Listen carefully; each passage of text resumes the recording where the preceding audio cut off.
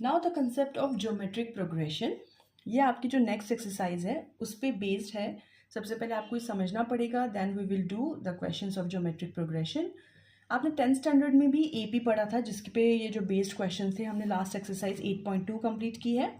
ये आपके लिए एक नया कंसेप्ट है, बट ये भी बहुत ईजी है। जैसे जैसे अर्थमेटिक प्रोग्रेशन था, वैसे ज्योमेट्रिक प्रोग्रेशन है।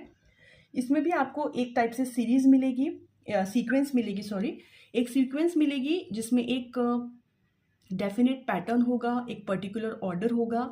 सिर्फ डिफरेंस ये है कि इनमें जो फर्स्ट टर्म है, आपको जो इनके दोनों जो नंबर्स होते हैं, कंसेक्यूटिव नंबर्स होते हैं, इनका जो रेशो है, जैसे फर्स्ट टर्म तो आपके पास 2 है, उसमें तो नहीं, लेकिन जो आपकी सेकेंड टर्म है, सेकेंड टर्म और फर्स्ट टर्म का जो रेशो है, देन थर्ड टर्म और सेकेंड टर्म का जो रेशो है, अगर वो कॉमन रेशो आपका सेम है तो आप उस सीक्वेंस को ज्योमेट्रिक प्रोग्रेशन कहेंगे। सेम है एपी की तरह। एपी में आपको कॉमन डिफरेंस देखना होता था, आप वहाँ पे डिफरेंस करते थे, सेकंड का फर्स्ट के साथ माइनस, देन थर्ड का सेकंड में माइनस, और आपके पास जो कॉमन डिफरेंस है वो सेम आना चाहिए। अगर आपका डी सेम आ रहा है तो वो अरिथमेटिक प्रोग्रेशन है, और यहाँ पे अगर आपका जो कॉमन रेशो है वो अगर सेम आ रहा है तो फिर वो आपका सीक्वेंस जो है वो ज्योमेट्रिक प्रोग्रेशन है।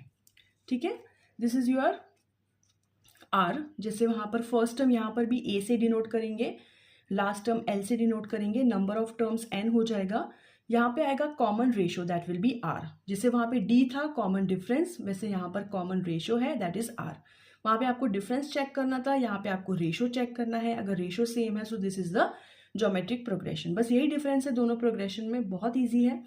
यहाँ पे जो आपकी जीपी बनती है वो बनती है ए एन। आपका एन टर्म जो है वहाँ पे था a plus n minus one d, यहाँ पे आ जाएगा a multiply by r to the power n minus one. यहाँ पे जितने भी एन होगा वहाँ पे आर की पावर जस्ट उससे एक कम होती चली जाएगी। So this is your G P. A one a two मतलब r a one, r a two, r a three and so on. ये है आपकी G P, a into a r square into a r cube up to a r n minus one. और ये a r n minus one जो है वो है आपकी nth term. So this is your respective G P. Obviously अगर आपके पास finite और इनफाइनाइट, आप कैसे फाइंड करेंगे जीपी में? ज्योमेट्रिक प्रोग्रेशन में अगर फाइनाइट नंबर ऑफ टर्म्स है तो वो फाइनाइट जीपी है, ज्योमेट्रिक प्रोग्रेशन है, और अगर इनफाइनाइट है so it will be infinite आपकी जो है जीपी है, ज्योमेट्रिक प्रोग्रेशन। सिमिलरली सीरीज में भी है, इन सब का एडिशन आपका सीरीज कहलाएगा। This is the series, sum of all numbers.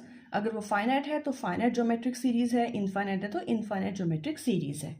Some of n terms का फॉर्मूला यहाँ पे थोड़ा सा बदल जाता है।